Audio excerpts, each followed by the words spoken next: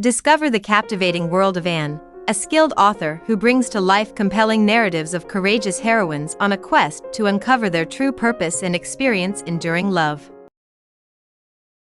Chapter 3.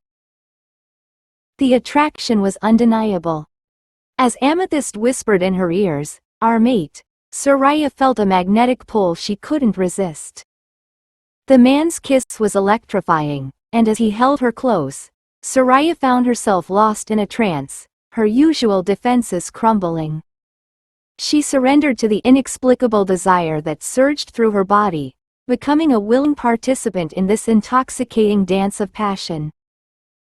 They moved to the lakeside, the moonlight casting a silver sheen on the water. Under the vast expanse of the starry sky, he laid her down gently, their bodies intertwining in a fevered embrace. The experience was surreal, like a dream where every sensation was amplified, and every touch was a spark of fire. When Soraya woke the following day, the harsh light of reality shattered the dreamlike haze. She lay naked beside the man, the soreness between her thighs a stark reminder of the previous night. Panic surged through her as Soraya noticed the tiny drops of dried blood on the makeshift bed of clothes beneath them. She sprang up, her heart pounding in her chest. Without a second thought, Soraya transformed into her wolf form and ran, the forest blurring around her as she sped towards her house. Her thoughts raced even faster. "I must be going mad," she thought, fear clawing at her insides. "What if I became pregnant? What will become of me?" Reaching the safety of her home, Soraya reverted to her human form, her mind whirling. She knew she couldn't afford to be distracted, not now. Grieving had to end, she needed to focus on her training.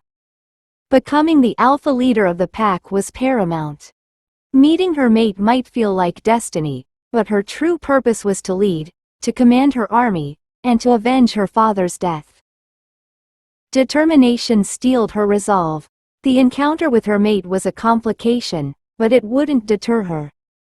She would rise to power, control her destiny, and ensure that nothing, not fate, would stand in her way.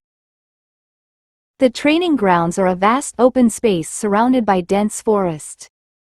The morning sun casts a warm glow over the clearing. Various training equipment is scattered around, wooden dummies, targets, and weapons racks.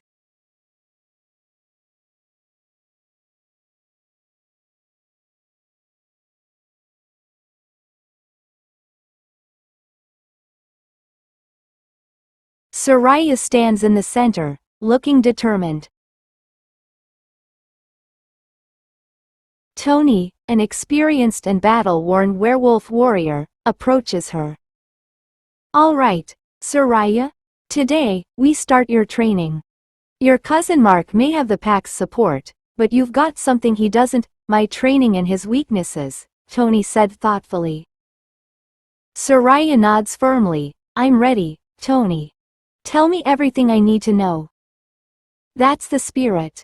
First things first, stance. You need to stay balanced and grounded. Feet shoulder-width apart, knees slightly bent," Tony said, grinning. Soraya adjusts her stance as Tony circles her, inspecting her form. "Good. Now, Mark relies heavily on brute strength. He likes to overpower his opponents quickly. But strength alone isn't enough. We'll focus on agility and precision. Use his size against him." Tony demonstrates swift, precise movements, striking at an invisible opponent. "Watch closely. Quick, decisive strikes. Aim for Mark's weak spots, knees, ribs, and throat. You'll have the upper hand if you throw him off balance." Soraya mimics Tony's movements, practicing strikes and dodges. Tony nods approvingly. "Remember, Mark has a temper. If you can provoke him, make him lose control, he'll make mistakes. Use that to your advantage." "Got it. Precision, agility, and keeping Mark off balance," Soraya said confidently. "Exactly. Now, let's go over some specific techniques. This one is called the wolf's fang. It's a quick jab to the ribs and a sweeping kick to the knee. Watch. Tony demonstrates the move fluidly, striking a wooden dummy with precision. Your turn. Soraya takes a deep breath and steps forward, focusing on the dummy. She performs the wolf's fang, her movements sharp and controlled. The dummy rocks under the force of her strikes. Well done. Keep practicing that. Next, let's work on your defense. Mark will come at you hard and fast. You need to be ready to block and counterattack. Tony smiles. He is satisfied with her fighting moves. They spent the next hour practicing various defensive maneuvers. Tony corrects Soraya's form and offers tips and encouragement. Remember, Soraya, you're not just fighting for yourself. You're fighting for your father's legacy, for your pack. Use that fire inside you. Let it drive you. Tony said to her. I will, Tony. I won't let my father down, she said positively. Good. Let's take a break. We'll pick up again in an hour. You've got the heart of a warrior, Soraya. Don't ever forget that. Tony taps her shoulder. Soraya nods, wiping sweat from her brow, but her eyes show fierce determination. As she takes a break, wiping sweat from her brow, she notices Mark and Era approaching. Mark exudes confidence and arrogance, while Era, once her best friend, now has a cold, disdainful look in her eyes. Well, if it isn't the aspiring leader. Still trying to prove yourself, Soraya? Mark smirks. Soraya straightened, her eyes narrowing as she met Mark's gaze. I'm not trying to prove anything, Mark. I'm just doing what needs to be done. Era steps forward, her expression mocking. Oh please, Soraya. We all know you're out of your depth. Leading a pack isn't just about training and fighting. It takes strategy, intelligence. Qualities you sorely lack. Soraya's jaw tightens, but she keeps her composure. Funny, Era. I remember when you used to think I had all those qualities. Before you decided to side with Mark. Ara's eyes flash angrily, but she quickly masks it with a sneer. People change, Soraya. I just chose to back the right person.